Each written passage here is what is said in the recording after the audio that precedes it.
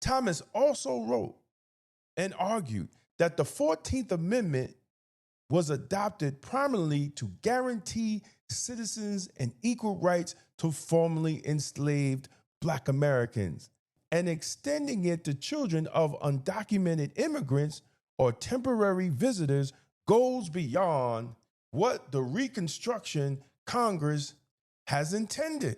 Now, Black America has to ask the question, is those who we vote for committed to our long-term advancement? Because they haven't been in the last 6 years.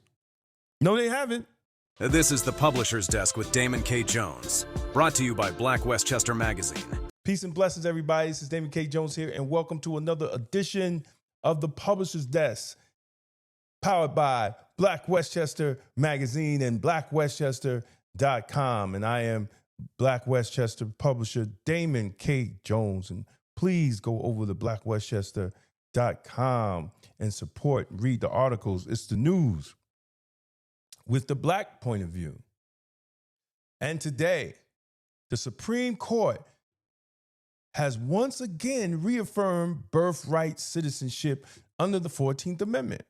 In minutes of the decision, America is divided into familiar groups. Some celebrate the ruling as a victory for constitutional rights. Others condemn it as another obstacle to real immigration reform.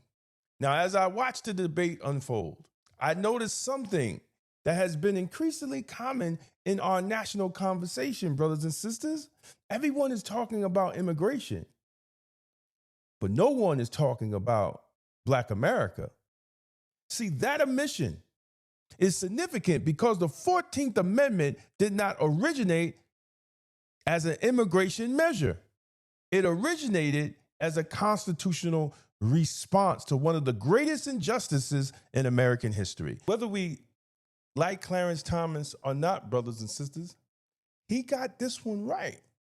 Justice Thomas' main argument was the phrase "subject to the jurisdiction thereof" should be interpreted to its original public meaning in 1868, not simply as being physically present in the United States.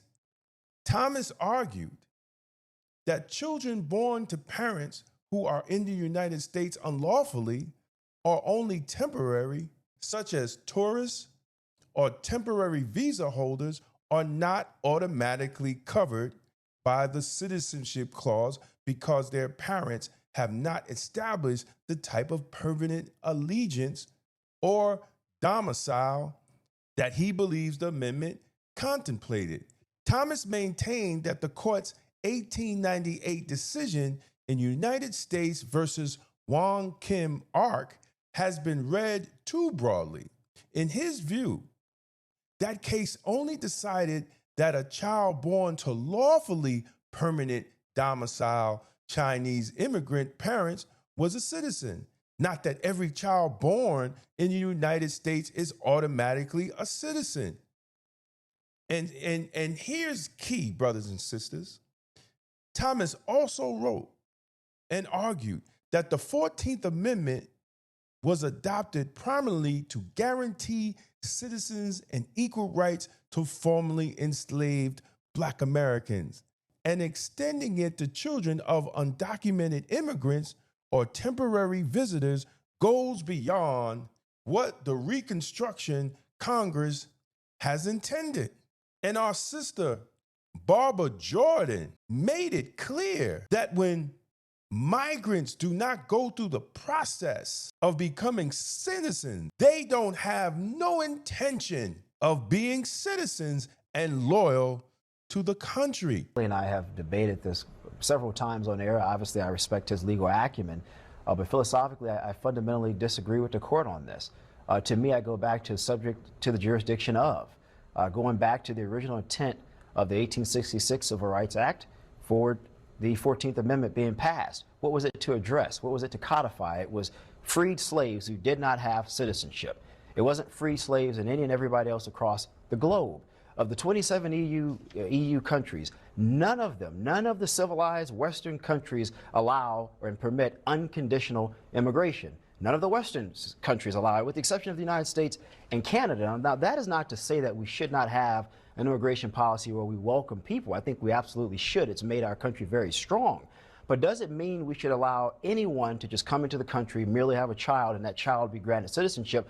I would say not. And in fact, Democrats actually believe the same thing. You go back to 1993 when Harry Reid introduced the Immigration Stabilization Act. His argument at the time was, you're allowing people to take advantage of our country. Senator Dianne Feinstein agreed at the time. Several other Democrats agreed at the time. So once upon a time, there was bipartisan support that this is a problem that should be addressed by Congress. Now, I would agree that the executive branch shouldn't have carte blanche authority to just do whatever he or she will. At some point, we'll have a woman president. I would agree there should be limitations. But Congress needs to act on this by passing an amendment. Again, I disagree with the interpretation by the court. For more than half a century, immigration has been one of America's defining public policy debates. Presidents have campaigned on it. Congress have fought over it. Courts have ruled over it. Billions of dollars have been spent addressing it.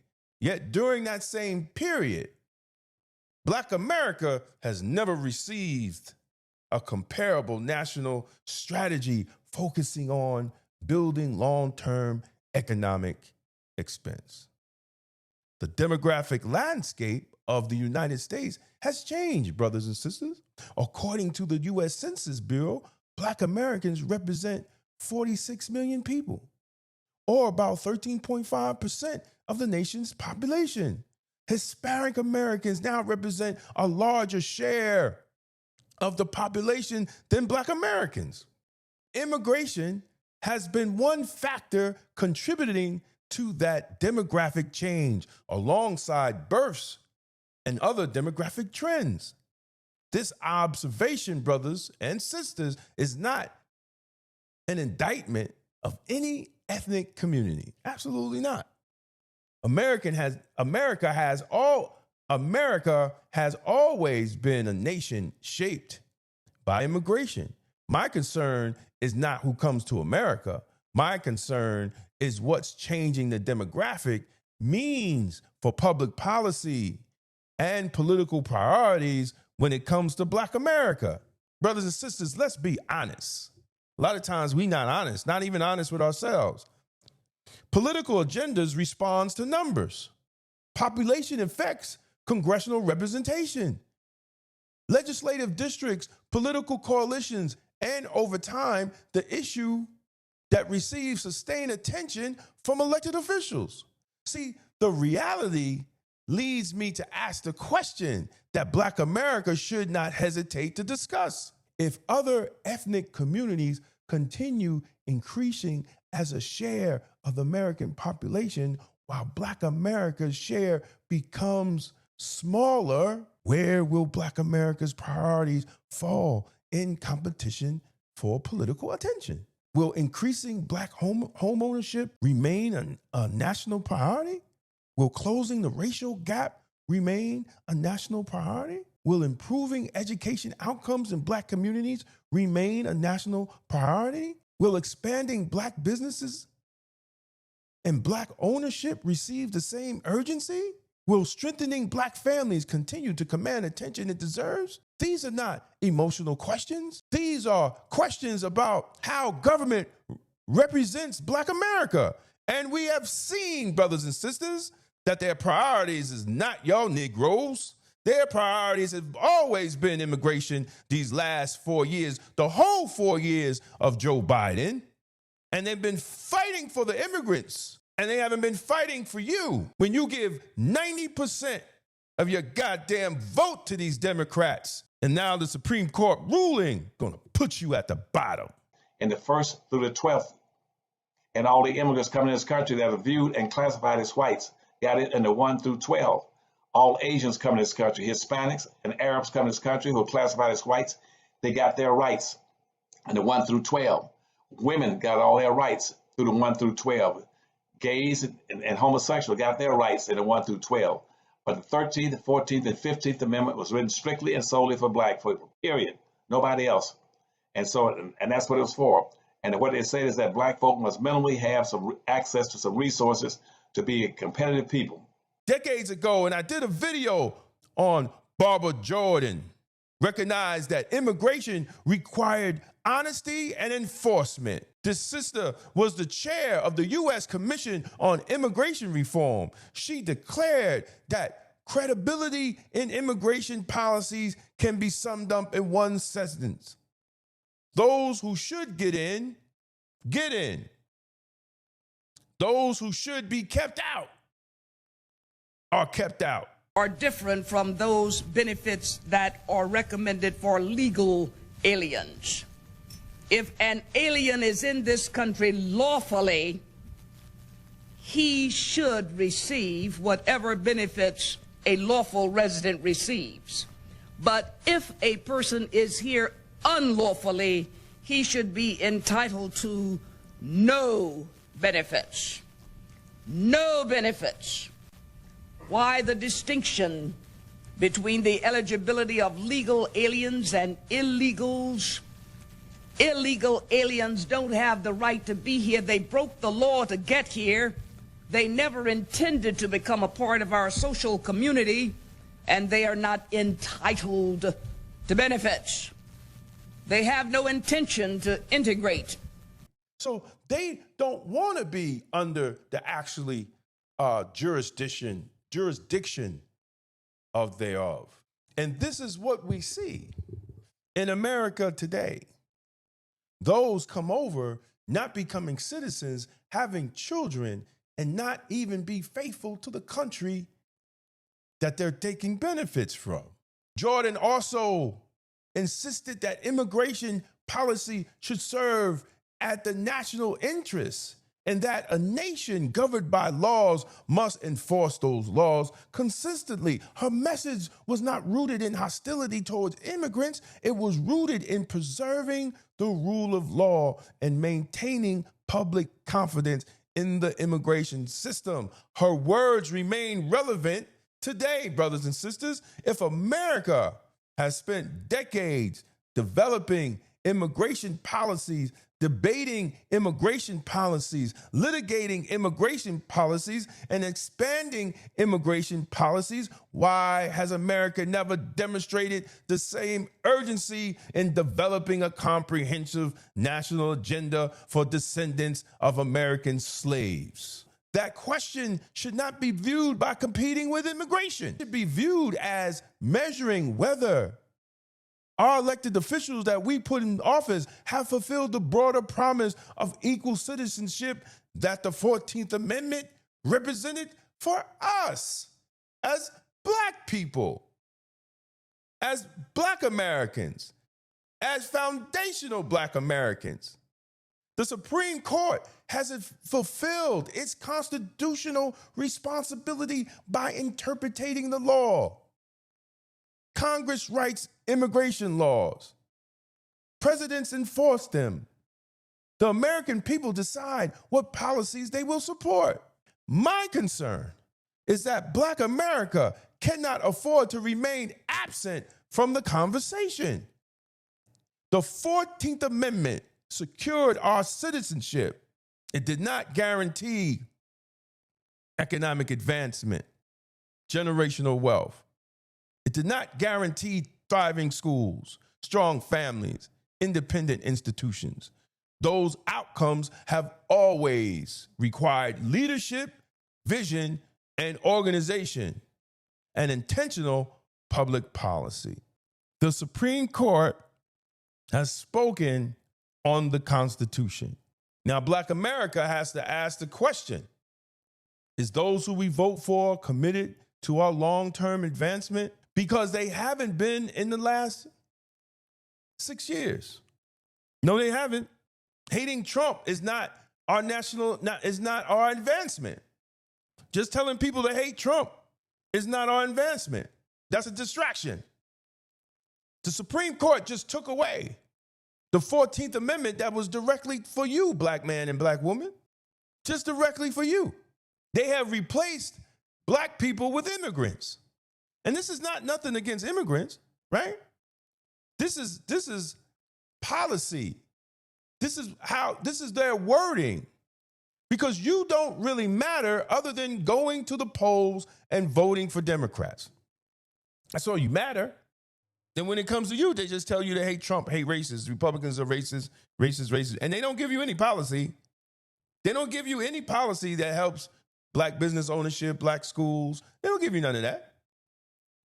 They don't say anything of that like that. They don't say nothing. You better start asking some questions, Black America. You better start getting involved in your local politics, Black America.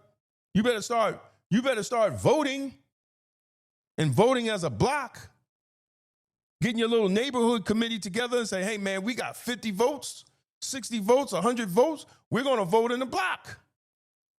Don't listen to some of these Negroes that tell you not to vote, but you must organize your vote. This ruling right here, brothers and sisters, I believe should inspire people to really pay attention how they're moving you out the way. How the system, it ain't even Trump, because Trump was trying to cancel it. Make it just for the descendants of slaves. So you can't blame Trump on this one. So leave a comment. Let me know what you think. Was the Supreme Court right or was the Supreme Court wrong? Did we have a total misunderstanding on the 14th Amendment? But now all the years that they have been working, mostly Democrats, working to put immigrants in a place above black people, has even worked on the Supreme Court.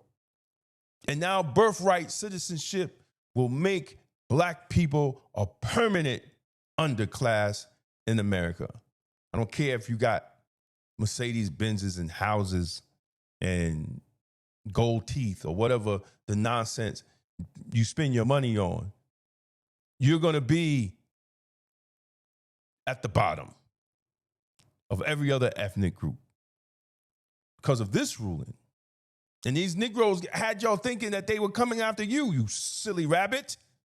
I don't understand why Black America and Black America, y'all vote against your interests all the time. Only thing they got to do is tell you it's racist and they coming for you and you don't even research it. They've been doing this all year to y'all Negroes. All year. And y'all have been voting against your own interests all year. Well, now you're permanent. You are the permanent. Now this ruling has put you permanently at the bottom. Congratulations. Please leave a comment, like, share. Let me know what you think. Let me know what you think. And as always, brothers and sisters, stay safe, stay blessed, and stay blacktastic. Peace out. Black America, political loyalty without results is not power. Sign up and get your free ebook by Damon K. Jones. A seat at the table is not power. Building the table is. This book exposes how political dependence weakened our communities and lays out a blueprint for Black economic, political, and institutional sovereignty. If you're ready to move from symbolism to ownership, this is for you. Download it free today. Follow Damon K. Jones on YouTube and stay connected to empowering conversations that challenge the mind, strengthen the spirit, and uplift the community.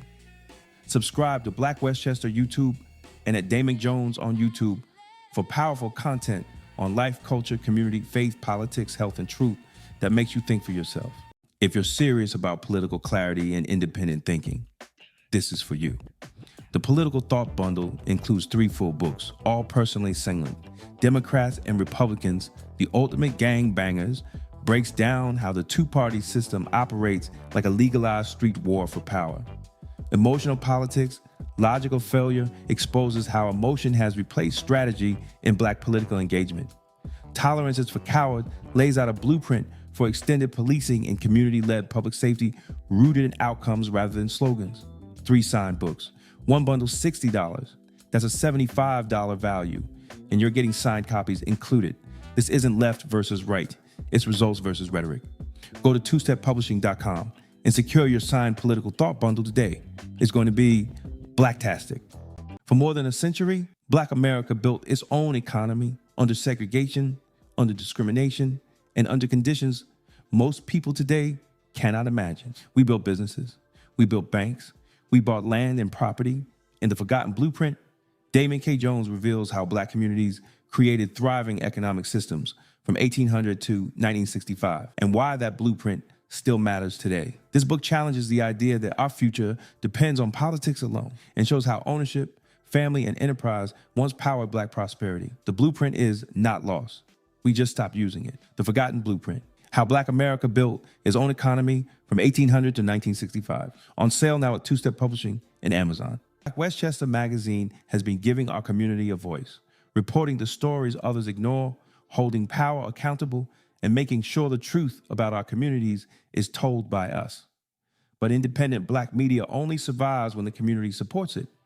If you believe in real journalism, community accountability, and keeping Black voices strong in local news, we need your help.